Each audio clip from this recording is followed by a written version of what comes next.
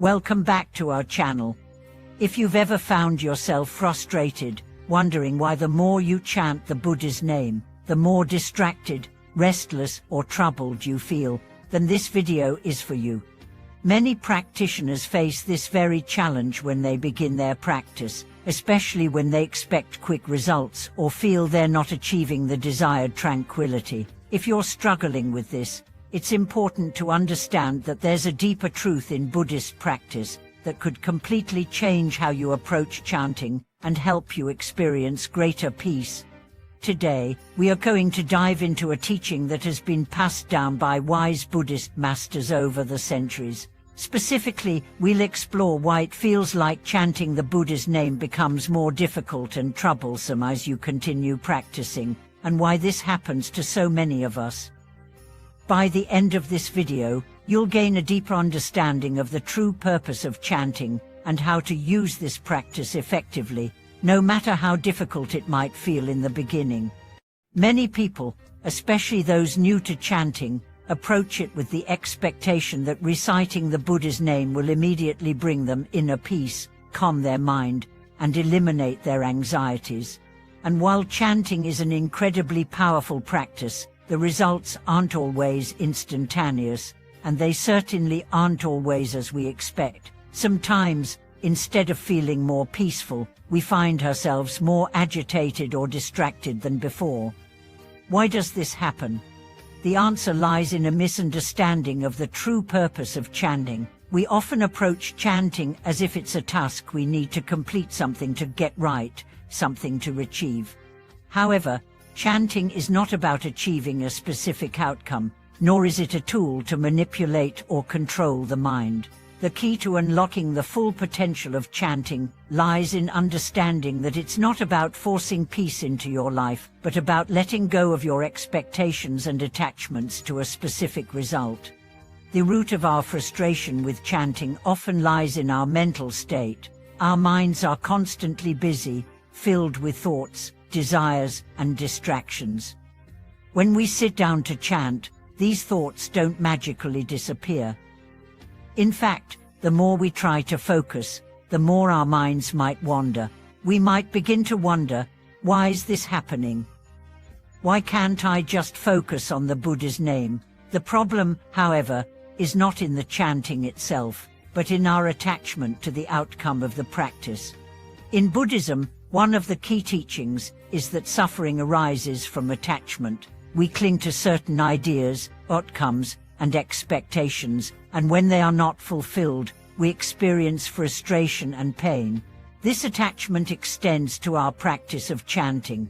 We may become attached to the idea that chanting should calm our minds and bring us peace, but when this doesn't happen right away, we start to feel defeated or discouraged. The teachings of the Buddha offer us a deeper perspective on this. Instead of focusing on the external outcome, the true purpose of chanting is to purify the mind. Chanting the Buddha's name is a way to bring our scattered, distracted minds back to the present moment. It is not about forcing the mind into stillness, but about gently guiding it toward calmness, moment by moment, without attachment to the results. The key insight here is that chanting is not about controlling the mind, it's about training the mind. Just as physical training requires patience, persistence, and gradual improvement, so does the training of the mind. At first, it might seem like the more we try, the more our thoughts fight back, but this is actually a sign of progress. When we begin to notice the distractions in our minds, it means we are becoming more aware of them. This awareness is the first step toward freeing ourselves from them. This idea is beautifully illustrated in the words of Master Yingguang, a renowned Buddhist master. He taught that chanting should be continuous, but not in the sense of endlessly repeating the Buddha's name without any awareness. Rather, it means maintaining a steady focus, returning to the chant whenever the mind drifts. This process of repeatedly bringing the mind back is the essence of training the mind. It's not about achieving an immediate state of peace, it's about gradually letting go of distractions and creating a habit of mindfulness. In fact, Master Ingwan emphasized that the purpose of chanting is to purify the six senses, the eyes, ears, nose, tongue, body, and mind. When our senses are scattered and constantly pulled toward external distractions, our minds become restless.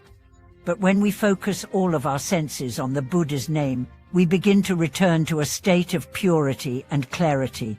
This is the true purpose of chanting, to train ourselves to focus on the present moment and to let go of our attachments to the world around us. At first, this practice can feel difficult, especially when the mind is overwhelmed with distractions. But over time, with consistent practice, the mind becomes calmer and more focused. It's like cleaning a muddy pond. At first, the water is murky and unclear, but as you continue to stir it, the mud settles and the water becomes clear. Similarly, with each repetition of the Buddha's name, the distractions and clutter of the mind begin to settle, and the mind gradually becomes more peaceful. The Buddha taught that the mind is like a monkey, constantly jumping from one thought to another. Chanting is a way to gently tame this monkey-like mind. Rather than forcing the mind to be still, we simply train it to return to the present moment whenever it strays. This requires patience and persistence, but over time, the mind begins to calm naturally. One important aspect of this practice is letting go of any sense of frustration or self-judgment. It's common for practitioners to feel discouraged when they encounter difficulty in focusing during chanting. They may think, "I'm not doing it right," or "I'm not making progress."